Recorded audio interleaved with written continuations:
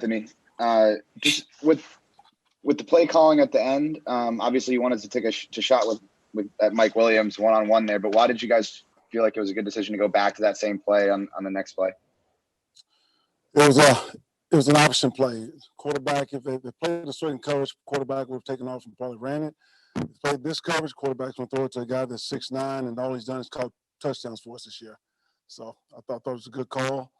We didn't execute the play, and that's just you saw the results.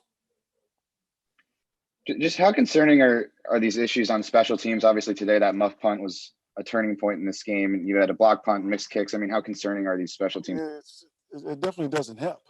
You know, the young man has been good all year in returning those punts. He had muffed one. He hadn't even caught one twice yet. So I can't say that he's an issue, because he's not.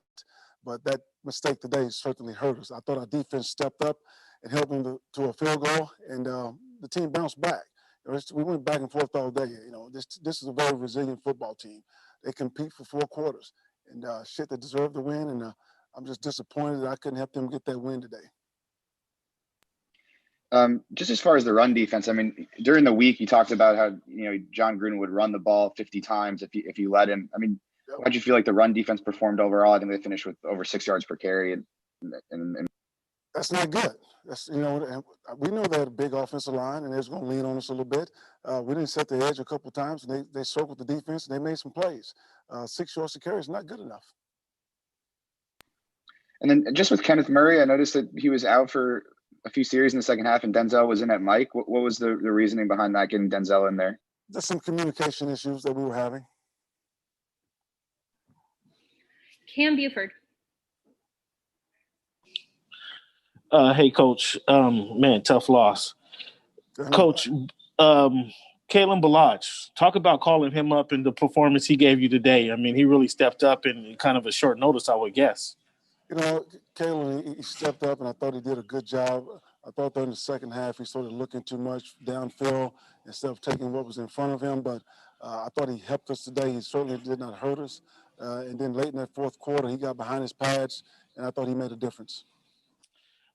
Coach, right there at halftime, you guys got the ball with the strip sack and fumble recovery there. Yes. There was 8 seconds on the clock. Was there any consideration to kind of going deep, giving Mike Williams a chance to just one play go deep before you kick the field goal? You don't really have time to go deep there.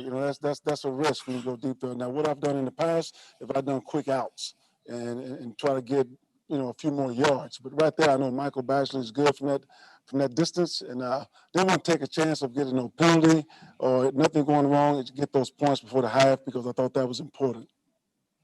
What do you think about Joshua Kelly and how he ran the ball? It looked to be kind of assertive today, more so than he has in the recent weeks. He was determined. He was a good north-south runner for us. He picked up some tough yards. And I know you don't have it back, Coach, in hindsight's 2020, but would you have thought of using Hunter in the last, once you guys got it down inside the 20 there with the last few plays of the game? Well, there's a lot of guys, Hunter Henry, Keenan Allen. I mean, we have some guys that we can throw it to. We threw the ball to Mike, and Mike got us down there, and the coverage just happened to give us Mike. And then we had 2 shots. We knew we had 2 shots to win the game. I felt really good about the shots. And like I said, we didn't execute.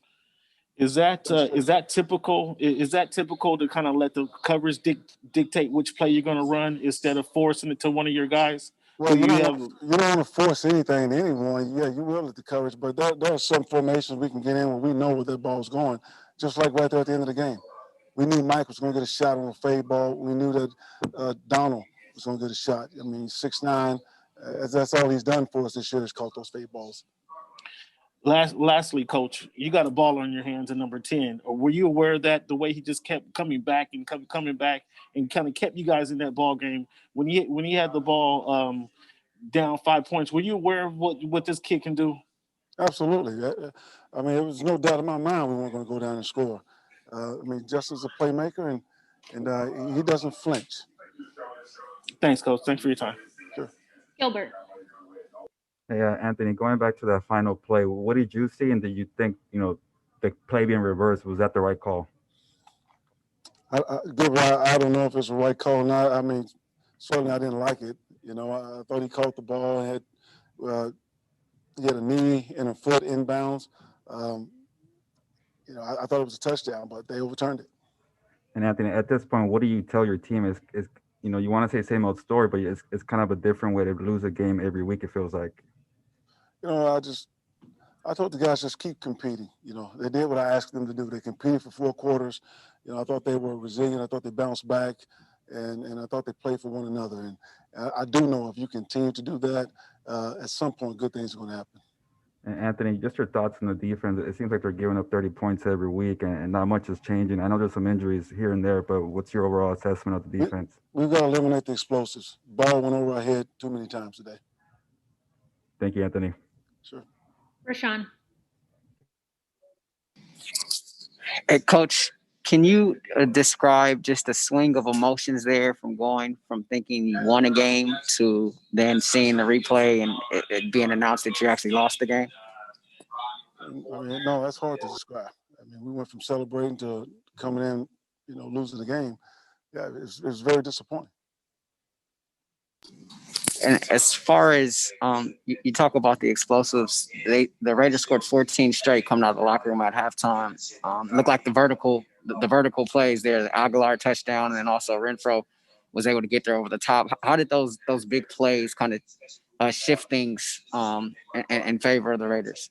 Well, anytime you create those explosive plays like that and change the field position, it's to your advantage. Yeah, that was a big part of the game. Thank you. All right, last 2 for you, Coach. Jeff Miller. Anthony, on the 2-point conversion, it looked like you were going to try to go back to the left to Hunter there, and he maybe got caught up in some. Can you just kind of?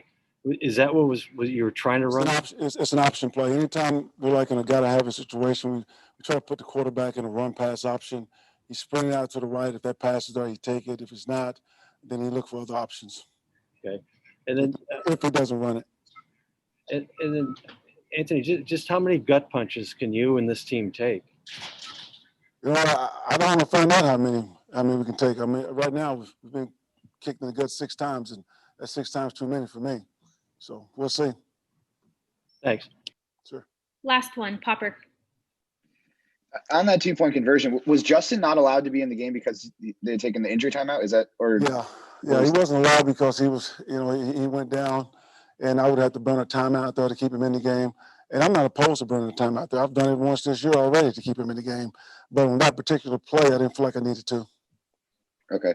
And then on the Mike Williams reception late in the game, they ruled him in bounds and the clock kept running. Did you get an explanation there for why he was ruled in bounds? Was it forward progress was stopped? Or you know what? When that clock's running, I don't have a whole lot of time to go over and get an explanation. So we just need to get back and clock it. But, I was surprised the clock kept running. I was.